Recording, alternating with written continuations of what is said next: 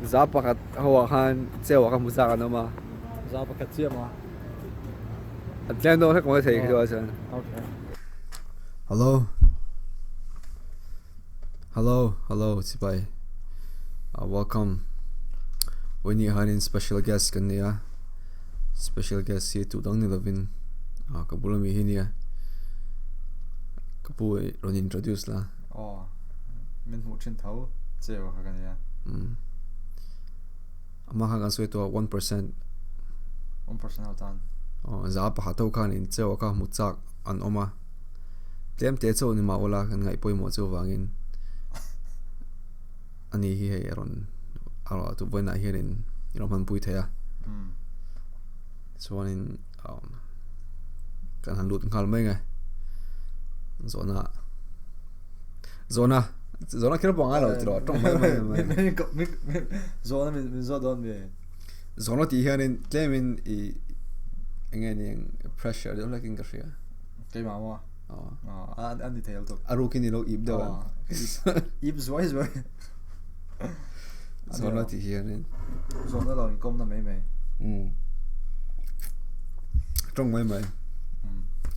Tiếng video strong mai chu top ba chun en chun claim to yo wang karing top thang en chu anom to ker lo bang anom thawang ai 1% ka sen dom tho thawang karing 1% how nama mo cha kho 1% a top thang top thang an nang karing kan chuta pon la replay mai the ha chu ka chiang chia la another replay zu ya a thalo mi kan replays and replay kan view ka ti tam ve zelang chu karing en mi bakhat item enanga hanalanga nia tuna ju kan boy dewa hai keipo school class lamate midterm exam ka nei ani boy alo nei ve boka ani chu na full time na thoka ni khata da kan zangai thoa da ka riat ani ang chu to na tho zo he ni lekha zir le ani chu ke ana zir tam zo kan zo da kan zangai ni khata ni zir china tam lo da ka li ai nang lo ma se ka chu na tho zo vele I chan khal nge I think ani tuna hian ding ani cheo hi ani khat mandan na kan zo tang a tho tan Monday mandan ni lawen Monday ka chu engani Monday is lay back mama Monday dai sun ana tho na hian Monday hian weekend zo hi ron le hi an engani na tho mood va hin am vak lo an tia so yani hian a Tuesday mandan Tuesday ma a tho la mandan ni kan zo tila ding ani Tuesday he zin ka thawa Ati ka ngai ba detail to gam I ka tiang detail az zabai 1% how shata 1% how tan khatsa kho ta tang how chun lo skip tain lo me 1% how chun lo ngai I end lo kha to skip am one and close my tay okay zin ka thaw ka dan zangai tho thin dar sari alarm ka seta chuan tho hi chu dar sari chen le byang nyang chu alarm snooze chena voi thum bel chuan thaw na la chuan ti tur ho ka ti phodama chuan kitchen a chuklanga artui pumthum kanga oatmeal and coffee black coffee siam in chuan computer a login na thong hal anyang chu ending artui khai siam na artui khama ka kangtok ending ani kangtok le chu bela han bela non stick a bima non stick bel kha poibo kha stick lo khama chuan kalet ngai lo thak to pa kha tel da tel game ai tel ka chun lo cooking spray ka kamang chen ma cooking spray coconut me ani chuan lo non stick lo fat free ani yang chu chuan artui ga thak to pa engai pola artui ka chu a detail to lo me I interesting ko ti ke ma ka ta ne interesting zog ga sia and to I ma 1% an care on ga je care lo mai the ma sa ge ma ga care artui siam nan thari ka ma mo in the chỉ cái bột vắt ai lo mà pepper là garlic powder kem khá giống cái này mấy chuan cắt chọc ngay lo thắc tập à bây giờ hàng kỹ ta chuan artui pum thum mà chuan cái half ball in mình nó tục mang cái thua cái oatmeal này cái chuyện oatmeal chung ấy đã oatmeal cái sắt phật chuan oatmeal chung này chuan oatmeal chung han alik chua kìa alik chua chuyện yeah nice chuan black coffee nè chuan cái chuyện chuan in Bible cái chia ra chuan cái trong trái chuyện mà tuna aron sei ka chu 1% out 1% out tan 1% out kan alo shit alo care pal da kan alo care da gin care bak lo jan skip thei thau ma chuan dar zang ni tak cha break dariat lo ri al der me breakfast e lai ne ngai ti thin ai pain ai dang lo nu ai biak thin ti ba kha chu ai la chu ala hun lo ha chu la mal to aron message dot tong chu chu a thoma chu ni a thot lai mi chắc tôi nói chuyện nu kha là thong ai lo a thot lai ve ai nang lo chuan angai ti thin tlang pui ka ron interrupt chen cha breakfast ai pain mo ang ba ka ti vak ai chung lo ka thil ka ngai tua ange kan ni na hen Windows view kan nei mo kan huana sava ang lo vel te ken vel me it all depends right and me kamu da fu chang chuan Bible te ka chiar ve mo chuan ka tong ta mu da fu vak lo chuan han sava thok vel te ken vel me ani ang chu chuan daret lo ria han computer ka login na ka thok daret thi itran hun official ame ani hero lo nang lo ka thot lai chang phei chuan dari le chan ve re la chan ve dar ko chu ka thlang ngai lo em mo tlal tu official work time was dar ko ta dari dan ta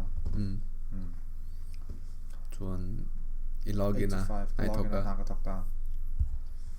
in tagin nai thok mai in tagin na ka thok thin na tamjok kun tamjok ama office ka kal thei ta wa se ka pei lo wa kan ka pei na hian tin lo thin ma Clement miang in tai mai na chon office ka chu ka pei thei mai thei ne chu ba ha chu mo chung lo me mo chung la ya changa thok ka all some mo chuan gas man la kan save zo kan lo save a hun te ka kan save a lo me office a iwa drive hi achang ni drive fin ta pon a hian motor a hian it coworkers in na top pui te a motor I muthina pon a ma like kal kong a paka motor ri pak hian eng motor te ngan khal hloma tlang pui an khal chang rang Lexus te ma Mercedes ten yang chuan BMW no a try chun khal ve de ka kin khria Toyota te pom thau ani a khal thau an hlo thale thalo sha thei lo man a thatang pu yang han chuan senior to mo kan na thona hian senior to ta tu na tirna an kan na thona senior kum sam hi chuang tho pe ju thok to ho pe hi chu an hlo a thadon sa ang za chiang an hlo ju kra chuang la ma se I can assume right karis thei chan chu tu nang lai chuan ang an position ka Google Sergila senior experience da kan an hlo ang tur zat bel ka chu hriat thei thau chia ka chu hriat thei lo na ma tlang pui tuan an lo me ni lo arrange kama an no chang karing chuan e nai thok ta tan za thleng nai tho chol lovin cholot tho ti chun chuang lo busy dan zer khan me ma until on Monday le Friday page kan busy chuang la relax de na tho thei ta busy chang busy ve dark yet vel te non stop kan thok ve thren atul dan zer khan me lunch ta na hun bi tin very nei lo me nei ve tho 12 to 1 khan ta dar so bani ri kianin it's all ta lekin an dare ta login ta dar so bani ron ri khanin break la ka time he kan record lo ta automatic in dark yet pay ta chu dark area chung khan internan ka du le appointment dang te bokala de as a technically company law in kom allow me ka chu company ha chu anon verify to chung lo tina verify to lo chuang lo na se an verify the han du chuan chuan lunch time mi ta se dar za nge lunch time hi lak thin dar som pani akal tlang pui dar kar khatem ka mo chuang la ma chang chuan ka busy vak la chuan jima te ka kal train ka in ba ji hon me ka hon me kal hon zel zel aka chu kat la thalom ai aju lunch time ni aju productive ani thau gym la chuan na thona phana productive ati productive wal se dar khat che ga rai ngai lo engai ni hun om lo mo dar som ni ro lig vela hian in lunch time ni ting halan I top ai ani lo cuz it all depends ani zir khan me na tho atam chuan chang chuan lunch ka lat lai ve thon na tho tlem chuan ya ka lak ma the so asai lok sa the la ani da takin na in dar som ni lo ri ta se in lunch time lo la ta la voi ni nga hian in and thing ani ni man nan tur voi ni ang ma Friday to relax tlang pui thu chuan ya jima ka kal train ni chuan jima ka la chuan karon hawa dar za tak mini za nga jima ka kal kong nen hian a vain takes about 1 hour jima ka tak hi chu dar me somli panga bel ban lo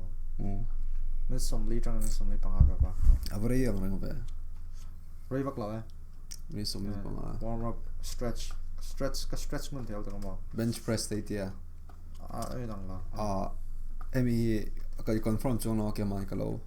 lo guess ka lo risk me nga I workout iti chin tur ma okay ilu tanga dro restroom ai kala nga I wazung nga chuan ilu lambang hanin dal thalang in nga dal thalang kha alien sia lelam han om vekta dal thalang in nga chuan restroom ai kala chuan iron lu le ati iron chuak la ta dal thalang hain en le ku ti silpa khanin nang ma in nga chuan isam bele ikhui vezo zong chu isam ikut silpa pa khan ti ve hazunga chuan emi tong tom ko shalo ma ro chu mi pa locker room a hianin mi pa changa ti saru ko lo om hin om thina tong ngon lo to abi ko ken mo hey kum upa Asian how he and trat les wolen ka sia kum upa zane to lo ai an care to lo ani tan chu nge rei ka dam to ron chuang lo an du le min mo ro se ni hana no vel me ven ka sia an care to lo sarwa kan ti hian nge ke ma ni tan om nuam lo khopin an yang chu kan lam ron hoi hian mo eng ma za na po nei la an ban ten parvel ti hian tin nge ma dar na lotion tin mai vel mo yeah ha po tong sing ai lo ka lo chik khan pa po ni chuang lo kha chu nge in lai lak lo vel ten ni han ti le thut thina ha ka tong sing ang rang a common na lo a common tik ta se chuan ma se ngai nei be tong chu na chuan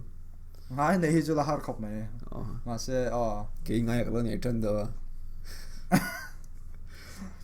bu lo ram ka tum chen yeah ka ti nga common khop mai sarok abi king kum pa ni tang pui an ni be sia tira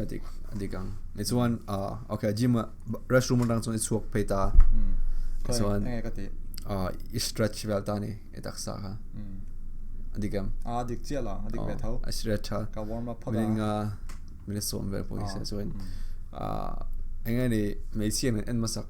ti chia ti la meisian an du tur anga ka ngai to chuan om vel te enda bench press vel ai kala ni ve thin thau bench press te chuan om zane hian kal katum ve thin mo om zane ya nge workout he ma se chutia han body building ang tak han ti chu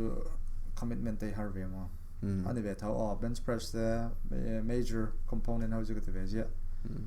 squats te ni ang chitra bench press te bicep cross te ban lian te ban sek te alang sa ta hong sek te he hong ta ne ngai dia thin shoulders kan yang chung lam shrugs te thalom shrugs tun engeni hong hi workout thin mi hong hi soi se tu nai ka hong mo ka stretch na se hel to he tun lai chu computer ma hain ka thu tam sia ang lo kham thel to ko mo hong hi dik lo ti kha engeni stretch ba nge ka hre chuang lo ngoi workout putin hetia enge ka hre lo neck press neck press ka hong kham hi I don't know na thona wang lekazir pok hre chuang lo soi thiam har niang chu yeah soi thiam har khum mai chuan okay work gym is zawa you work out zawa chuan restaurant lu lem lut le lo lu lem chu kari din chia ne putar pa ba ka pule angai ni lo point ashan ashan angai ni lo point ashan ama se until te ga chu ai nang rang tho chuan kala cứ về là xí lại chụp lại ta iron le ta ina chuan enge ni cho ye manem cho han ai mai tur hian rul hi tram vak lo mo chuan protein shake taken ve phot zela chuan email check pa hian chuan takina nge cool down no han cho ke le chau chau enge cho i te min han phang kol pui la has interest interesting a lot 1% kan 1% out tan kan ngai to ngai okay yeah rice le chicken breast ka itam like broccoli tlang pui tu ma ai nang lo chicken breast le enge agent tlang pui tu chuan chicken breast le rice ni chara official mem Chrisel nei ka ngai poi mo ve mo #Chrisel #sell #Chrisel #fitlife fit song si na chuan enge ni chumi cho chumi ai chen idang te ro lo kami cho ka 8 kluk ka tin lo ngai pe ni na hang ai ka it all depends mo kamut arasa ka chak tang chon arasa ka ya fish ka chak chon fish ka tang ani le mood full lo pani of se enge ai chen imut fu ai enge ai chen mood fu chuan enge beef well ten yang chra steak well ma long sa te a todo lek mood fu chuan a cut todo lek mood fu bak lo chen arsa khan me arsa le artui nang pe chu artui kang sing lo me kang sing a chumi wang han ye breakfast ka kalo chik em I think I siam nan de kha artui le wai chum de chen me wai ju ge bak lo artui le rice ika main dish main dish tila de kang rice sunga here in artui chun artui ting da ala min vek ma tem half boil ang do a chung mo rice sunga chung mo hi chuna tui ke te chuan embo chunu se nang ma han le ta la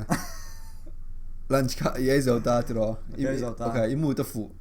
ye zo chuan I think nai le hal chuan na te nge an na kha busy chang chuan ya kan thut chilangai mo chuan email ta kha reply zong ta ngai thin ha busy chang lo chuan busy lo chuan nge thil dang ta kha kan ti kwal vel ni an dong me thil dang personal te thil te personal thil lo te engani takin nanin example na engen on email thin te kepong ka chung lo han soi mei tur project chang okay ti high level kan sa mi thil tir tur an khan yang chu min remind kan post kan ma keima chunga thokhau khan min remind he hi inti zong ai kha I team thau kha lo thil la lo dissolve ru yang we han min remind zu nang ma ni lo thil chong la khel chong le nga chen en ta lai dong so lo thil chong le chuan ani le na ibang don ti tai la da le te chan ta dar zang ei iban na dar nga 8 9 10 11 12 nakariat ithokta na ibang chi hi engei ti nga bang chi hi ma danga ri chi hi ibang halame ai lang lo darkar chang chuan kan chu ka sayang chuan kan busy chang chuan darkar dar nga pel shit vel ma ma se dar nga chuan clock off the yang chu ala me danga ri ta chuan engei ti cho la chum la chuan cho ka chu ma cho lo in chum ta chuan cho khan eng rice brand ngen mang rice come on thing tlang buang khan mai jasmine rice me ka vai do ram yang ha basmati ka chuan ei vak la basmati chu e po jasmine tui ka ti basmati ka chu atri lang ai lo han lo me lema amal lo do ma ka jasmine tui zak chuan jasmine chuma jasmine ka chuma chuan e chame tur ka chuma ka du chuan an tui chu ka kher rak lo tui thei gen the mo ka kher rak chong lo an tui he nu la pa hen du tlang nu la pa te kan nu la pa te ang ke chuan kher rak to lo ai chu ai ka kher lo kan nu abi nganu hi ni ka hria an tui te lo chuan ai the lo an ya lo an in de tlang pui ni ka jo inu po ni be thon chu an ya an dol to chuan choi chuma ti chuan engai ti la cho ka chuma kitchen lama ka busy ni chu dra fel deuh tu nei min ngai nge cho te ai ka chum pe zia tu ra ten ngai nge chum pe zia be chong lo so i default kang ai da na chuan i default status ka chu fel lo han i chan nei ka sia chuna thil try so hianin a thalo tang khan claim it's work ti lo ani ma thalo lama ka chuak zel ni lo a thalo lom tang khan a thala ma han claim point ka tam zo ase a thalo lama asuni lom tho a ho la chuan default a min da thalo ha okay chuan da nga rita chon chuma nei zo chum zau niang chu dra chum detail da chai ka chunga chung lama interesting sin tiang e interesting ngoti mo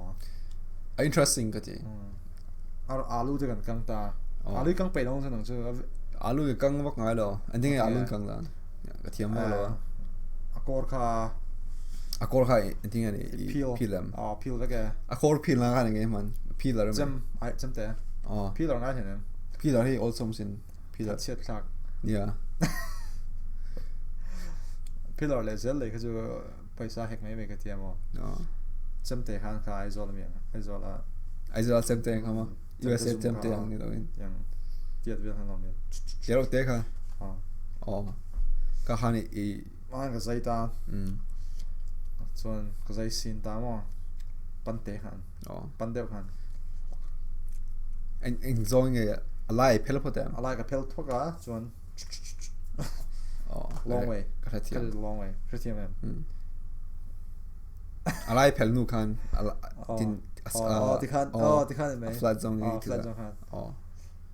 chuan ha ka kan ma khan ai engtanen salt pepper nuai phada ti thak top ka chi chong la wa tui don chong ka ti shi tui lo ka de mai thap la这那种唱了你妈的你看乌鲁港爱这天没嘿一撮到那么到时候some in toy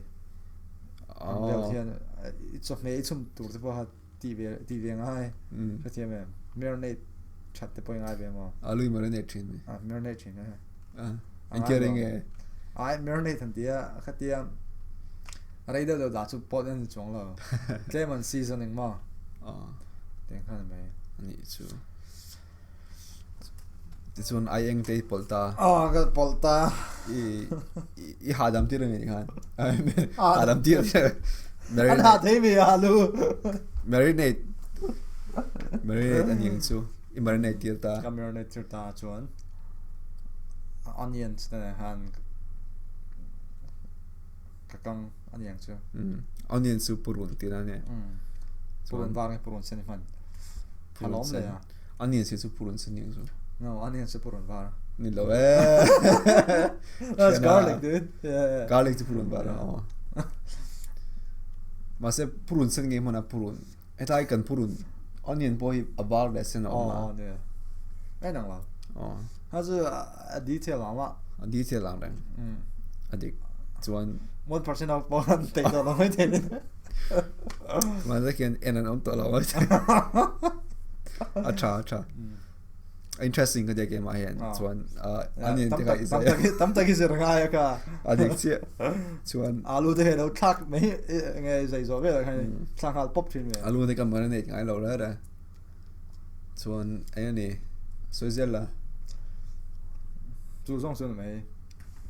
sao mà ngã chuan side dish mà ngã vegetable pakhat năn nó về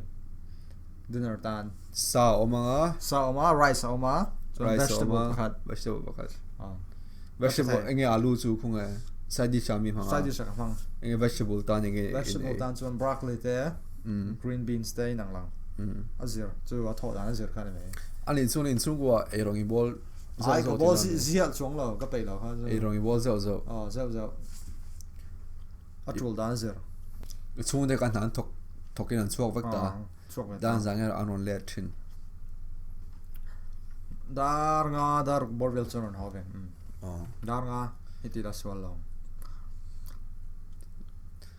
choi nei hala tharau tlak dan azir niang chu ho ve le choi point pe ve chong lo mo chang chon dar sari borvel hin chon nei ta okay kan eitlang kher lo thri thiam em aizol lama kha nge chung ko ai eitlan tinga hom lo man han me man sa sai chung ko ai nge ni ka family dinner me you know devotion chung in com ga chu om se to lo chung in com ni ai nei thin na sunday kan nei thin sunday za na hen mo sunday za ni com zo dinner ai zo hian chung in com na kan nei thin a chu nei cha zolo ma hen an nei thin ang ba shalo a nei yang ha chu mizoram chu nang lo lo ke ni khan kan nei zia ka khu pin khela tang ka khu pi ana khan ni mo ka ting ti cha thai lo ting ti me la bi na an soi khan ting ti chin an ang reng ya lo chun ting ti tian mo chuan enge ni so zela chuan ti ai zelo khan chuan ti nga zen lo khan ma chuan chu da sari ari ma ze ka she thiam pui ang renga chan chu nulai na on text ta chuan ai 1% of kha lan lo palange ani chuang lo khan nula chen nu aron hota chuan ei ta amal malin ei choka chu a formal to lo amara chu tinge lekhai zir thin tikhan antika nge ai dang lo chu rong ball angai lo chang phei chuan kazir hal me tho zo khamo dar nga na tho zo be le khan iting hala tinghal top enge ru oma chak lo na te oma chak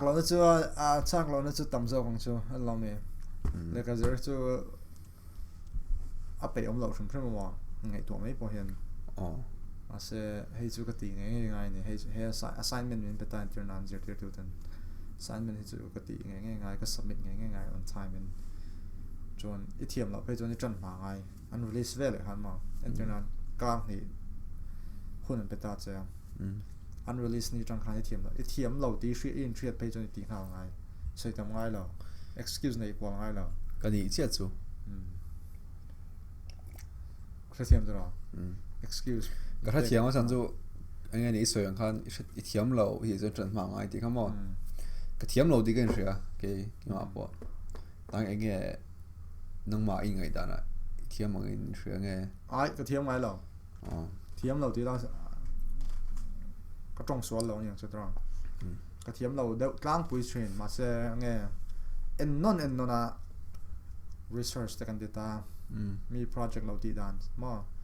real te online resource tam tak kan sian hu kan thiam tlem chang en tlem zong thiam nge kan thre thiam tran ani yang chu la me siar tam na chuan akal mang vel khamik mak vai khat en na chon tu man an ni big chuang lo unless you know that 1% repetition tlang pui ni lo in tlem te thiam em chu nom ma sa ke ke po ti la ke kan ni lo a thiam bol kan ni ngai lo mi na ka khat chung an thiam pe chung ke da ka thum da ka li ba nga yang ale ingam ni so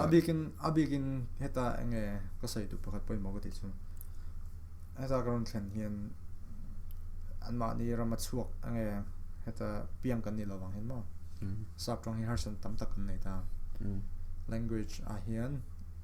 I an mani listening comprehensive kan tin chu ka kan mani hriat thiam ang tin classroom kan thu sap no pang ne classroom kan thu don zirtir to in lecture pe ani hriat thiam zat le kai ma hriat thiam zat kai nang to la chan chu kan listening comprehensive kan thlau to kami rang chang kan thlau sa chuan language barrier kan nei wang kan har san tam tak kan nei tin kan ria kai ma mo hoi wang ka chan le zo langai abik takan ani lo assignment chang da point question hian sir la ei omzia hrit thiam khal mai lo hi tam khup mai Dakar li veli zirang da ni se Dakar danga ni ta se ban danga la chen vela mi chan don ile kha zir chu ne ani ang chu ruk sare riat ko la chang ve vel ten no that som depends ka a chol mi lo mi ti chol mi lo chen chong lo ai en kar han nge tu en kar han mi te text zo ta ka chu apoi mo ve tla da poi mo ve ang poi ti ve chen thau kha ai tinga lo nge so water break bathroom break text break there text break water break ma amzanain engene choi break te nei am choi break chu dinner break soi ngai lo ka so kal nal me ru tram se kal nal ipum kha chuna shakha mai phun chu timing chu shol to kai ka kasin puino lo sia kami itak sa a shakha mai ka ti choi hun ni soi ngai lo ra pan nal me amun bo tha thai khom mai a deal deuh chen zer fin zem choi ti long is aman mo ang reng khopin ka sia la cha chuan engge ni da som ro ta engge ti an choi zel la engge ni mi video chat te ni am tang pen in biak te phone call te mi to te ni van do khak ta gen hen zu ka nei vak ngai lo mo chu ka sang chuan video en jing hawa po 1% chen ya kan chang phak ra dia man ha ni ta chu tia video call tu rang poi lo an lo om phave lo yang chu lo om chun om zo ti ra swal lo chu nom lo chu kan me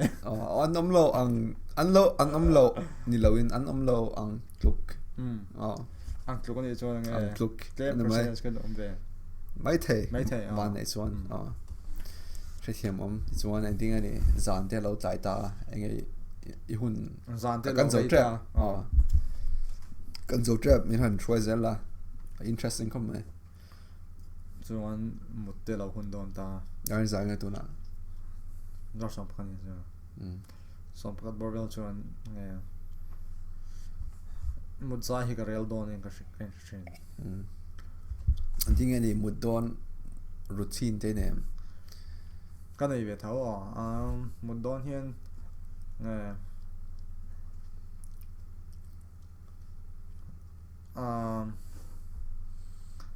han ti ve duwa mai lama mut don hi chuan bible cheer the a tha ka ti ve avoid ni na mi avoid ni na jing kha chu ka regular la chu ka mut fu jang hi chuan ka soin kham mo ka fin pain cheer the poi ka pe thina ma se mut don hi chuan ka regular ang cheer thu thina cheer thui vak ngai la verse khat chau kan ai jo ang lo tak ma bung khat ani chu bung khat bel tam mang rang be bung toy to hi ka thlang be thina chang chuan ma that chu okay chuan a cha mek chuan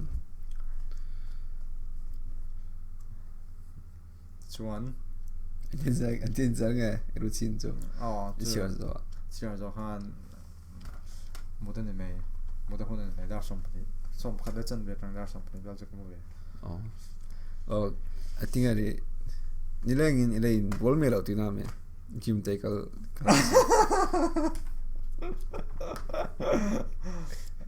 ka ju kan skip tu ra lo ngai to pa ai in boale nga chu nia ka soi theng poi mol to clear to the tan in boal che in boal 1% for 1% ang tangan ay boal nga lo ti takin nia kan lo kan lo lu to misconception te lom pal tangan ma as a clarification ngai chu chim karon kal ho kha chok ai ya chang chuan ka busy lo chuan kan boal ha thre chang chuan kan boal ha lo chuan try to some hanging ball train. No, Did okay. not mind. Always. Once a week. No, not once a week. Once a day. Once a week nila and once a day. Azia ni chu. At least once a week. No. Once a day. Chu zong chu niya. It's one imuta da so pa niya. Lo mu hil ta nga zing dar sa alarm seta Say don't love me. Dar sari kasi da kastu skal trin mas. Om zia nei lo. E ba snus chin. Asa dang boy. Na pa snus zing. Is snus zing ang ring tro bo. Kas snus zeu Zeu ah. Snus si zo zing to ke sun nga ya kan ne ya. Om zi om.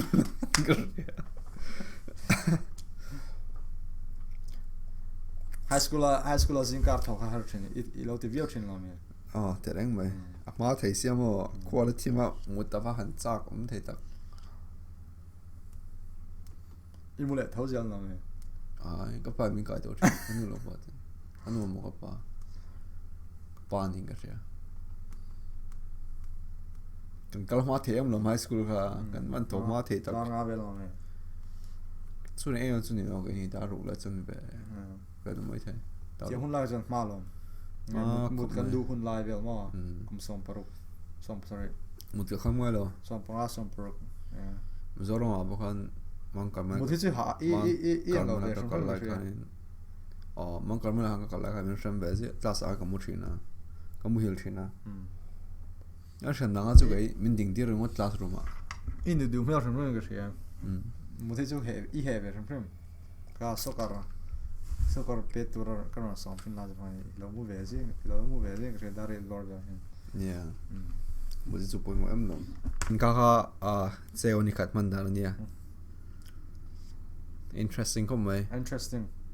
for 1%. Interesting details tam tak soilo ne ya. Soilo ti ka sia. Amara chu ama chungchang po tam tak ka zir pha ki po khan dikan. A trying ka sia. Angai no mang karing. Ngai nom lo po ne me the. Ngai nom lo mai the. Ngai thawm lo ma se. Ke man ngai thak pi karing. Ani ma. Le mo zong chu. Ke po ngai thale sam phrim. Company chi kan ngai ta don. Phai sa ne. Ka khania kan lo ma ka seo chu ma. Pu che wa. Long ba seo ma chu ma. TV hil bahat kan notice sum tam ta ken che on ti hen CHEU in di tlang point ka sia Ka mizo spelling anta mizo chuan cho CH ka cho ta che wa kan lam dan kan spell ne mai ka chu mizo spelling dik tak adik ka chu dik tau se falam spelling chuan CU kan ta H kan ne ta an nei vel ta lo ma so ni mizo pum ka mizo dal fam ka mi ka mizo minga mizo pum ka ka ai chung lo ka chu ai ga ni mizo ro kono la han mizo min ka lo ne ve ka al mangai chu la ne ka sia mangai lo ma sa kan lo ma voin pumiram han pui the va in pu dal mangai chu la chunga anun le a lifestyle they min share pui wangin tam tak point in lo lock pui ve ka base ya big takin thil siam dan te big takin 1% how tan le to mo na